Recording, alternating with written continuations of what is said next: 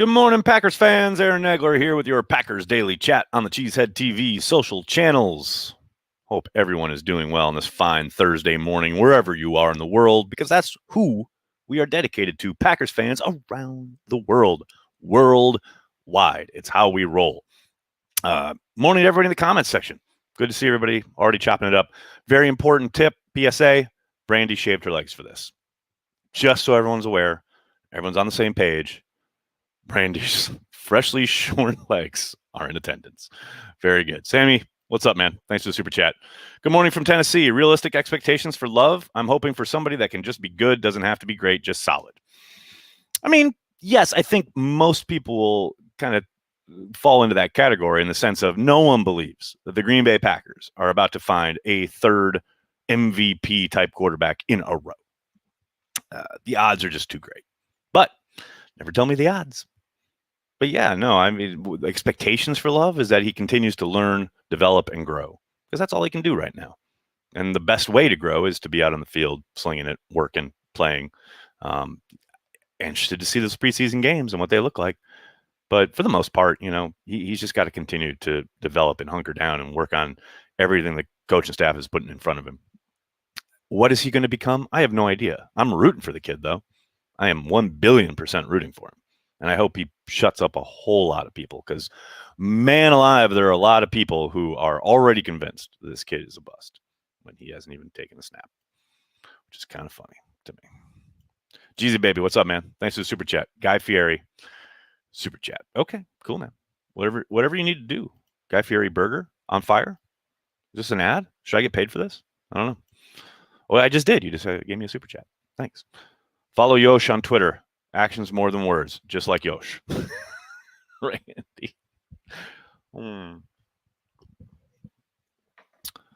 Callum, that's an interesting question. How many I think you mean single game records get broken in a 17-game season? I mean, I don't know, but you know things are about to get inflated yet again. I mean, it happened when they went from 14 games to 16 games, and they go from 16 to 17. It'll happen probably when they go to 18, which will probably happen sooner rather than later. But yeah, I mean, I don't know. I think it will be an erosion over time. I don't think it'll be like this light switch thing. Do I think the starting inside backer for the Packers this season isn't on the roster yet? No, I don't think that, Patrick. I think they'll probably roll out there with what they've got. Maybe they pick up somebody depth-wise as the offseason goes along. I keep seeing Packers fans pining for, who is it, like KJ Wright or somebody? It's just not the type of move they're going to make. Again, maybe they sign somebody off a waiver wire. Maybe they make a low-level trade, but I'd be shocked if they made some headline-grabbing move at the inside backer spot. Kathleen, could I explain exactly what the star position is? Feels like I've done this like 3 times already. I kind of can. Essentially, it's the nickel spot. You know, it's the inside slot guy in the defense when you go from whatever's a 3-4 or a 4-3, when you take one linebacker off the field and you replace him with a defensive back, and he's usually predominantly in the slot. And because of that, he has to take on, you know, sometimes even ends, sometimes pulling guards. He's got to be a physical guy, but he's also got to be able to cover out of the slot, which traditionally features a lot more kind of a quick twitch, really fluid athletes that he's got to be able to handle in space. So he's got to be athletic. He's got to have loose hips. He's got to be strong to stand up against the run, etc. And he's got to be able to rush the passer. Because a lot of times, a lot of blitzes are designed to predominantly to try and free that guy and get him after the quarterback. So he's got to be able to do a lot. Sometimes teams have one specialized guy just for that. Sometimes sometimes teams will rotate guys in that position. But essentially, you know, we keep throwing around the term the star, and I know that's what Dom called it.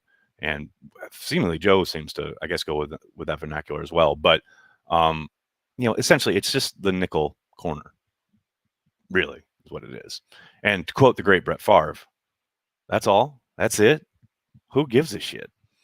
I think sometimes people just like to disappear up their butts with terminology. But essentially, it's your nickel corner. TKM, what's up, man? You're at your post. Thanks for the super chat. Negs, I've been a fan since the 60s. Star, Favre, Aaron Rodgers, and more excited this year than ever. Remember the Fallen this weekend. Pappies. Hope everyone observes the holiday as they see fit. TKM, thank you for your super chat. I'm right there with you, man. I am astounded. I'm unbelievably excited for this upcoming season. I really want the Packers to prove a lot of people wrong. And that's probably with Aaron Rodgers. So the star needs to be a star. Cyril. He just needs to be able to do a lot. The best kind of I've ever seen at the position was Charles Woodson. When Woodson was in Green Bay, he started out kind of featured in that role, and he was freaking amazing.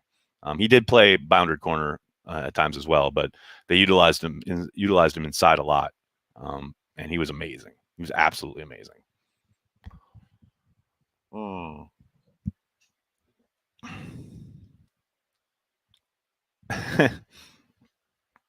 Kyle, thanks for the super chat. Would it surprise you if Rashawn Gary played more than Preston this year?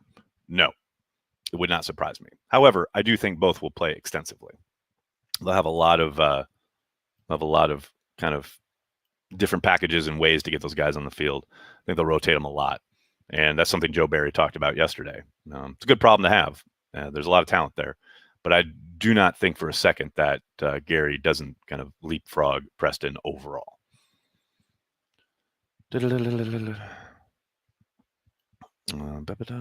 Sorry, guys. I should get Olive Bulldog. You guys are crazy.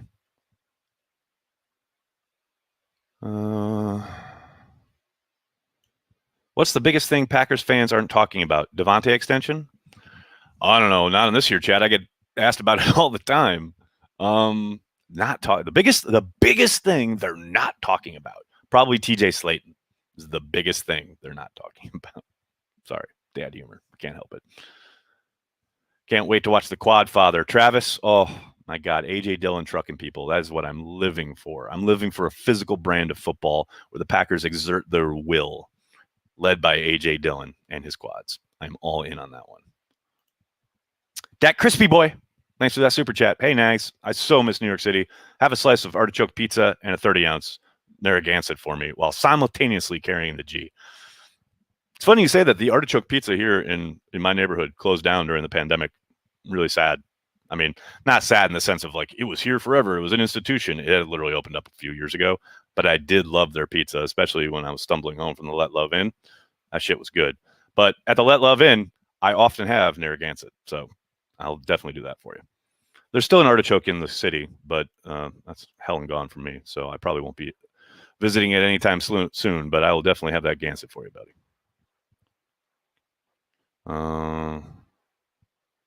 Quadfather. I love that name. I love that there's like a battle online right now between Quadfather and Quadzilla. Good Lord, people fight about anything. What still sucks that we're not talking about at Cheesehead TV? I don't know. It's a good question. I mean, that sucks with the website or that sucks with the team? I don't know. How much of an improvement do you expect on defense? They were top 10 last year and not number 10.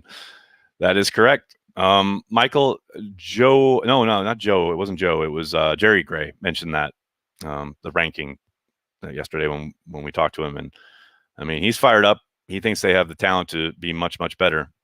We'll see. I mean, a lot goes into it. I think they have the talent. The history would suggest that first year, the transition, and they keep touting what kind of a small transition it is. I'm not so sure about that, but history would tell you, if you use it as your guide, that there are going to be some major hiccups year one implementing a new defensive scheme. So can they be? Sure, but I would suspect I suspect they'll hover around, I don't know, 12, 10, maybe 8, 9. That's my guesswork at this point.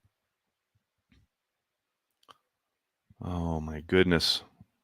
Super chats aplenty. Deshaun Wham, what's up? Thanks for the super chat. I wonder if Brady knows that Rodgers is better. I'm not touching that with a 10-foot pole. Thanks for the super chat. Craig, thanks for the super chat. 12 hates management and is using his power to make management miserable before he returns. He does passive aggressive better than he does play action. I don't know about that last part, but that first part is spot on. And management means Goody, by the way. Let's get that clear. Andrew, thanks for the super chat. Do you think we can get back to the days of when Matthews was ending Eagles quarterbacks' careers? Oh man, don't wish that on anybody. I think that was the last time our D had attitude. Here's a beer on me, Nags. Thank you, Andrew. I'd settle for getting coaches fired. Remember when the Packers had that string? I think it was in 2009.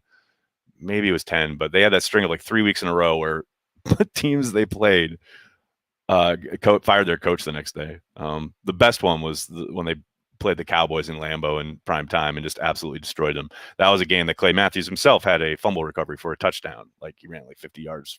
TD place went nuts. And that was Wade Phillips' team, and Wade got fired, I think, on the plane ride home to Dallas. But I'm down with that. Yes, I want some attitude. And I do think the hiring of Joe Barry is in large part because of that very thing. I mean, they keep talking about how it's not that big a transition. They have a lot of guys who can do a lot of things. It shouldn't be that take that long to kind of implement what they want to do, blah, blah, blah. I tend to think Joe Barry is there to inject some life into the defensive side of the ball. Things had gotten really staid and kind of flat on defense. You know, Mike Pettine's forgotten more than any of us will ever know about defensive football, but there comes a point when you look at that side of the ball and there's just not a pop. There's not an energy. There's not juice, as the coaches like to say. And I think Joe is here, one, yes, obviously, to implement the scheme, but two, to inject some life on that side of the ball. Get guys playing with purpose. 11 hats to the ball, as Matt keeps trying to talk about, but so very rarely do we see on the field. I think that was a frustration for LaFleur. And I think Joe Barry's task is to, give those guys some life and get them playing, maybe not carefree, but flowing to the football, lots of energy, guys rallying, a little more pop, a little more sizzle than we've seen the last couple of years. I do not doubt for a moment that is the brief.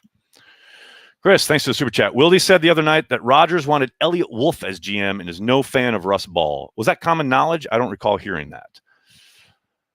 I'm trying to remember.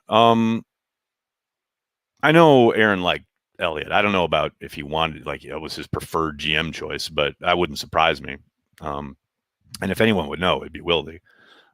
As far as no fan of Russ Ball, I remember that, but what I remember in the context of what you're talking about there is that he was no fan of Russ Ball being a GM, being the guy who, basically selected the roster, like non-scout, money guy, what have you. I don't think that was a personal thing. I don't think that's a personality thing. I just think he didn't trust him to pick players, essentially.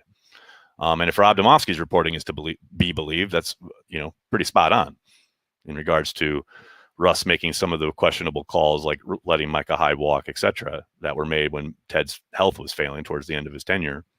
Rob has reported that Russ made that call and some others. So that would seem like a good call on Rodgers' part then. But yeah, the Elliott Wolf thing wouldn't surprise me. I don't know that directly, but the Russ Ball thing I do remember, but in the context of didn't like him as GM. Again, not a personal thing, I don't think. But of course, you'd have to ask Aaron. Nuclear Family, thanks for the super chat. Jared Cook's fumble changed everything. Do you think we were in this mess if we don't fumble and the Saints hold off the Bucs? Would have been good for us. I thought it the moment it happened, when the Bucs capitalized off that turnover, that changed the entire game. And I do think the Saints were on their way to a victory before that play. Now, who knows if they come up to Lambeau and do whatever they might do. Maybe the Packers have a little bit easier time of it again than they did against the Bucs. I would suspect probably. Man, coulda, woulda, shoulda. Ball bounces a certain way. That's football. That's why you love it. That's why you hate it. It's why we watch. That's the drama. No doubt about it. Andy, thanks for the super chat. Nags, what's the minimum level of performance we need to see from Jordan Love this year to feel confident about his future? I honestly have no idea. Pick a metric. I mean, does it, can he take a snap? Can he get through his reads? Can he throw a hitch route? Can you gun the slant in there in rhythm? Can you throw a deep nine? I don't know, man. You just got to run the offense. He's a young quarterback who hasn't played at all. If he comes out and doesn't trip over himself, I'm going to be happy. Again, I keep saying it and people want to dismiss it, but it's a stone cold fact. Aaron Rodgers was looked very, very poor his first couple of years. And that was with full off seasons, full participation, tons of reps, lots of time in training camp and preseason. and he looked, like he was struggling. And I think that should be expected. And I fully expect Jordan to struggle. That's going to happen. It's going to get blown up into something it ain't, but it's going to happen. So, yeah, I just want to get out there, run the offense, get the reps in, keep learning. That's the expectation. Seth, thanks for the super chat. Worried about Aaron Rodgers phoning it in if he returns with no new contract, going the James Harden way, rocking a gut week 1, or just throwing it away even more? Oh, that's hilarious. Rocking the gut is particularly hilarious if you read about the cleanse that he was on. Oh my God. The cleanse he mentioned on the Kenny Mayne interview, Google that shit. Holy Mother Mary of God, no thank you. I'll be at the bar. Wow. Yeah, I don't think we have to worry about a gut in Aaron Rodgers, but phoning it in, come on. No, I don't expect that in any way, shape, or form. No. The reason he threw it away so much, etc., was because he was trying to get Mike fired. We all know that. And he's not trying to get Matt fired. He's a competitor. He wants to win. He's on a football field. He's playing to win. Nicholas, thanks for the super chat. Rodgers said it's about the people. He did indeed.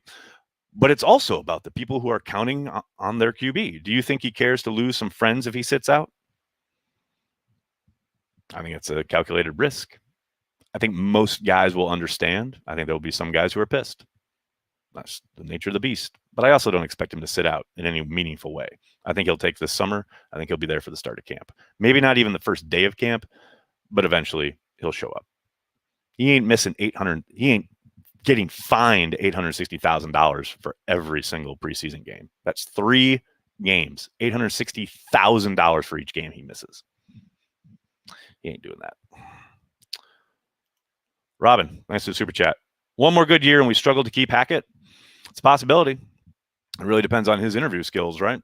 Get him in the room. I know he'd interviewed with Atlanta last year, but I think there will always be kind of a, maybe not a stigma, but like a bit of a caution from ownership when they're talking to Hackett, because how much of that is him and how much of it is Aaron Rodgers? Anybody who comes out of this offense is going to kind of be tabbed with that a little bit. Look at Ben McAdoo. Ben McAdoo went to New York and got a head coaching gig, and here he goes. He got the Rodgers stamp of approval. And, he's a really good coach. He knows this offense. I'm going to implement McCarthy's offense, and it looked like garbage because it wasn't Aaron Rodgers. Aaron papers over a lot of things, makes a lot of people look good. And that's not to say that Hackett's not a good coach, because I think he is. I've talked about it many times. The job he did in Jacksonville was exemplary. I think he brings a lot of really great creative, ideas and thoughts to the offensive side of the ball in Green Bay. It's just that Aaron Rodgers' shadow is very long. Lance, thanks for the super chat. If the sun sets and moon rises, does that mean Rodgers returns? It does indeed, Lance. It does indeed. What else we got? We got Kenneth Brown. Thanks for the super chat.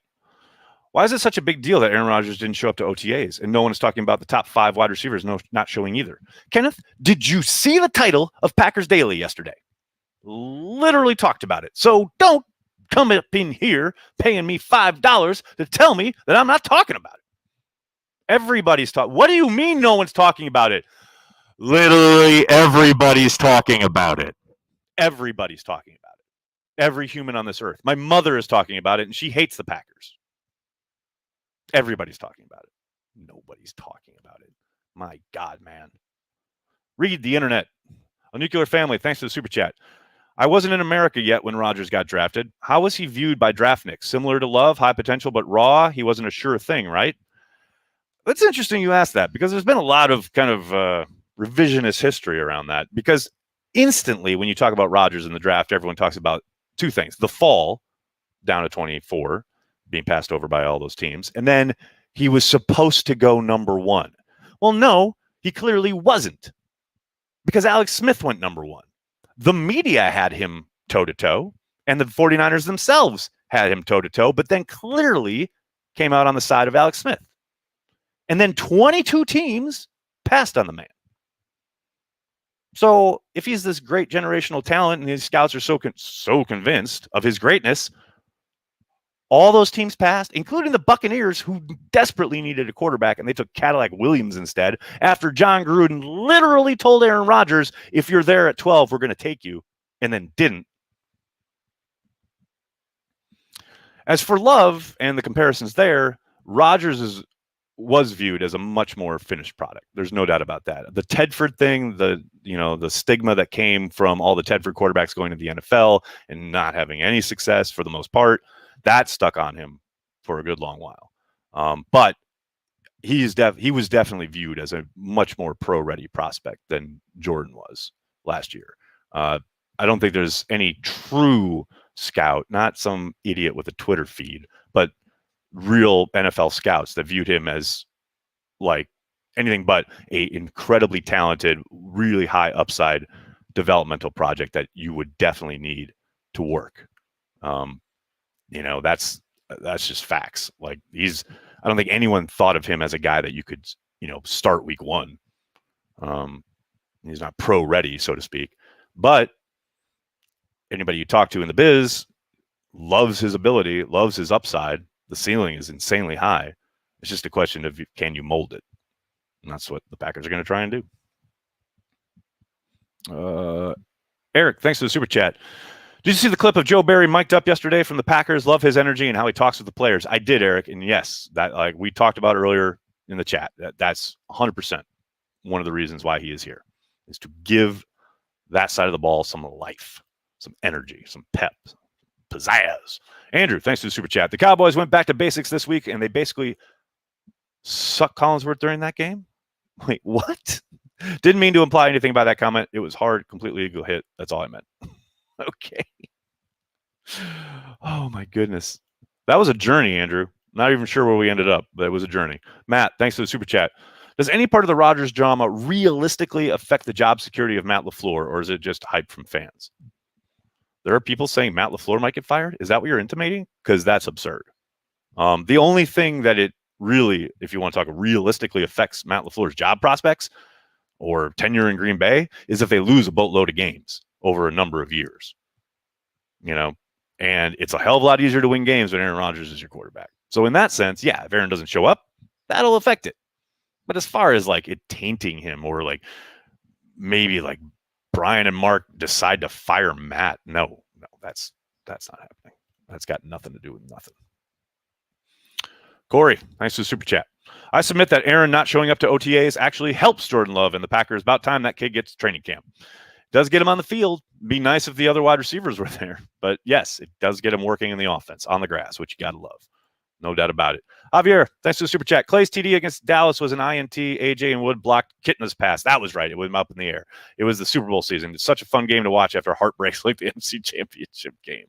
Yeah, no doubt about it.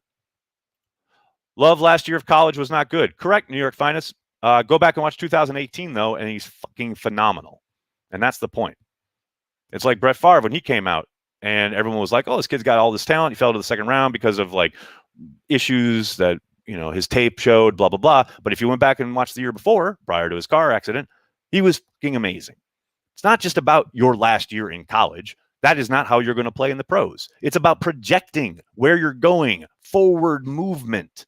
His last year in the college wasn't great. No, it wasn't. But he lost all of his weapons, completely different offensive line, completely different scheme, coaching staff, etc.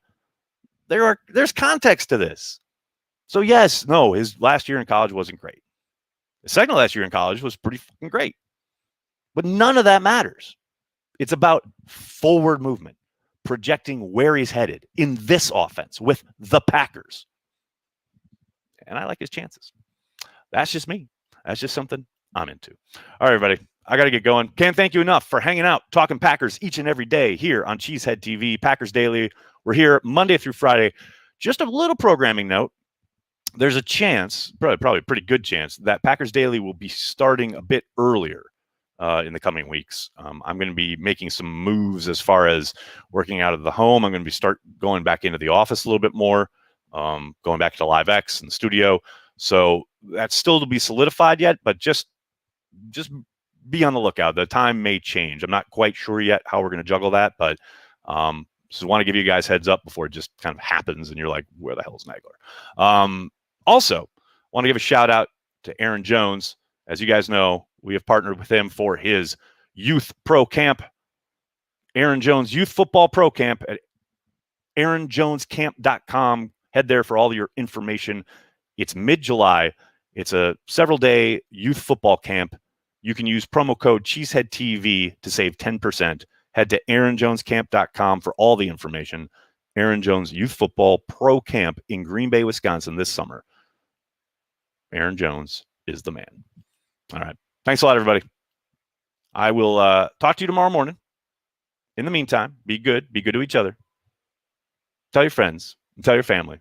Cheesehead TV. We're devoted to Green Bay Packers fans worldwide. Thanks a lot, everybody. Have a great day. Go Pack Go.